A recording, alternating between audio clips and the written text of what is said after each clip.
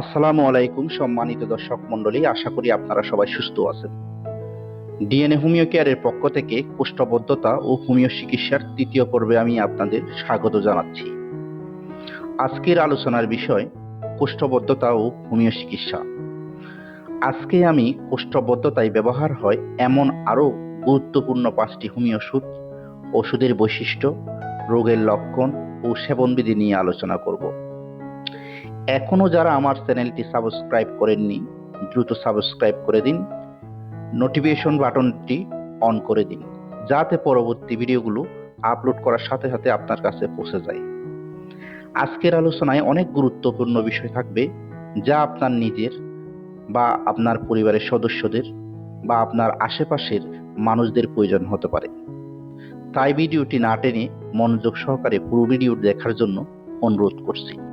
কোষ্ঠবদ্ধতা বা কোষ্ঠকাঠিন্য কোনরূপ শারীরিক পরিশ্রম না করা, রাত্রি জাগরণ, অনিয়মিত আহার, মাদকদ্রব্য সেবন, মল বা মূত্র চেপে রাখা, সময় মতো মলত্যাগ না করা, শোক, দুঃখ বা ভয় পাওয়া, পেটে কোনরূপ আঘাত লাগা প্রভৃতি কারণে কোষ্ঠবদ্ধতা বা কোষ্ঠকাঠিন্য হতে পারে। হোমিও চিকিৎসায় কোষ্ঠকাঠিন্য সমাধানে অনেকগুলো হোমিও ওষুধ ব্যবহার করা হয়। রোগের লক্ষণ, ওষুধের বৈশিষ্ট্য মিল করে নির্দিষ্ট শক্তিমাত্রায় নির্দিষ্ট ওষুধ সেবন করলে কোষ্ঠকাঠিন্য থেকে দ্রুত সমাধান পাওয়া যায়। আজকের আলোচনার প্রথম ওষুধ গ্রাফাইটিস। গ্রাফাইটিসের ক্ষেত্রে কিছু লক্ষণ রয়েছে। লক্ষণগুলোর মধ্যে মল খুব শক্ত, গাঁট গাঁট আকারে বড়, মলের গায়ে আমযুক্ত থাকে, অতি কষ্টে মল বের হয়, পায়খানার পর মলদ্বারে প্রচণ্ড ব্যথা হয়। এইসব লক্ষণ প্রকাশের মাধ্যমে কোষ্ঠবদ্ধতা দেখা গেলে গ্রাফাইটিস খুব কার্যকরী ওষুধ হিসাবে কাজ করে। নির্দিষ্ট নিয়ম মেনে লক্ষণ অনুযায়ী গ্রাফাইটিস সেবন করলে এই ধরনের কোষ্ঠবদ্ধতা থেকে দ্রুত মুক্তি পাওয়া যায়। সেবনবিধি: নতুন রোগীদের ক্ষেত্রে গ্রাফাইটিস 30 বা গ্রাফাইটিস 200 প্রতিদিন সকাল বিকাল 2 মাত্রা। পুরাতন রোগীদের ক্ষেত্রে গ্রাফাইটিস 1M বা গ্রাফাইটিস 10M প্রতিদিন সকাল বিকাল 2 মাত্রা। দ্বিতীয় ওষুধ ওপিয়াম। ওপিয়ামের অনেকগুলো লক্ষণ রয়েছে।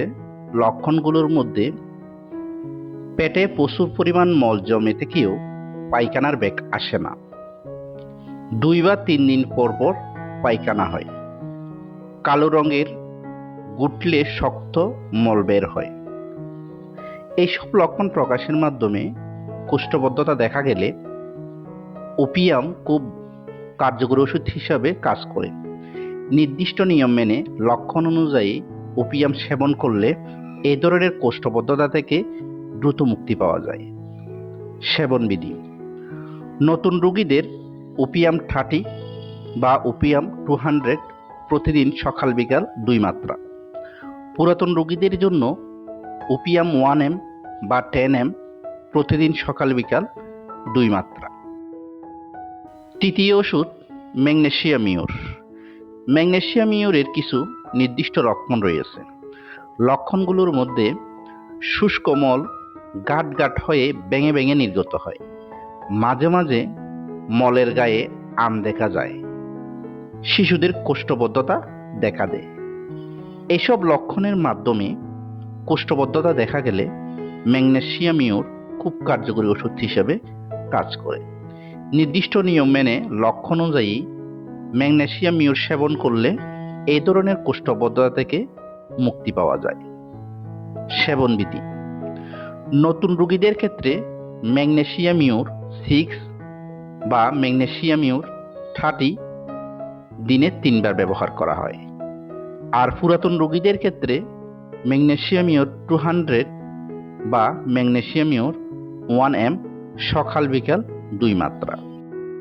চতুর্থ ওষুধ প্লাটিনা। প্লাটিনার অনেকগুলো লক্ষণ রয়েছে। লক্ষণগুলোর মধ্যে ভীষণ কোষ্ঠবদ্ধ শুকনো মল অতি কষ্টে নির্গত হয়, মাঝে মাঝে কাদার মতো নরম মল বের হয়, আঠালো মল গুহ্যদ্বারে লেগে থাকে। প্রসূতিদের কোষ্ঠবদ্ধতা দেখা দেয়। এইসব লক্ষণ প্রকাশের মাধ্যমে কোষ্ঠবদ্ধতা দেখা গেলে প্লাটিনা খুব কার্যকরী ওষুধ হিসেবে কাজ করে। নির্দিষ্ট নিয়ম মেনে লক্ষণ অনুযায়ী প্লাটিনা সেবন করলে এই ধরনের কোষ্ঠবদ্ধতা থেকে মুক্তি পাওয়া যায়। সেবন বিধি: নতুন রোগীদের ক্ষেত্রে প্লাটিনা 30 বা প্লাটিনা 200 প্রতিদিন সকাল বিকাল 2 মাত্রা, এবং পুরাতন রোগীদের ক্ষেত্রে প্লাটিনা 1 mg বা প্লাটিনা 10 mg প্রতিদিন সকাল বিকাল 2 মাত্রা। পঞ্চম ওষুধ নক্স ভূমিকা। নক্স ভূমিকার বেশ কিছু লক্ষণ রয়েছে। লক্ষণগুলোর মধ্যে অনবরত মলত্যাগের ইচ্ছা আসে, কিন্তু কোষ্ঠ পরিষ্কার হয় না। মনে হয় আর একটু পায়খানা হলে ভালো হতো। এইসব লক্ষণ প্রকাশের মাধ্যমে কোষ্ঠবদ্ধতা দেখা গেলে নক্স ভূমিকা খুব কার্যকরী ওষুধ হিসেবে কাজ করে। নির্দিষ্ট নিয়ম মেনে নক্স ভূমিকা সেবন করলে এই ধরনের কোষ্ঠবদ্ধতা থেকে দ্রুত মুক্তি পাওয়া যায়। সেবন বিধি: নতুন রোগীদের ক্ষেত্রে নক্স ভূমিকা 30 বা নক্স ভূমিকা 200 প্রতিদিন সকাল বিকাল 2 মাত্রা। পুরাতন রোগীদের ক্ষেত্রে নক্স ভূমিকা 1 mg বা নক্স ভূমিকা 10 mg প্রতিদিন সকাল বিকাল 2 মাত্রা। এই পর্বের আলোচনায় প্রদর্শিত বইগুলোর সহযোগিতা নিয়েছি। আজকের আলোচনায় এই পর্যন্তই। এতক্ষণ ধরে ভিডিওটি ধৈর্য সহকারে দেখার জন্য আপনাদের সবাইকে অসংখ্য ধন্যবাদ।